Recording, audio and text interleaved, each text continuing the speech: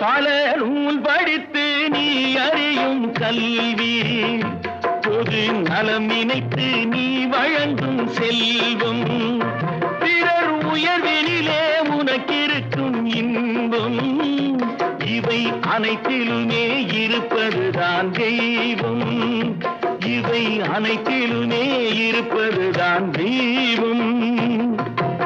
இதோ எந்தன் தெய்வம் முன்னாலே நான் ஒரே ஒரு புன்னகையில் கண்டேனே.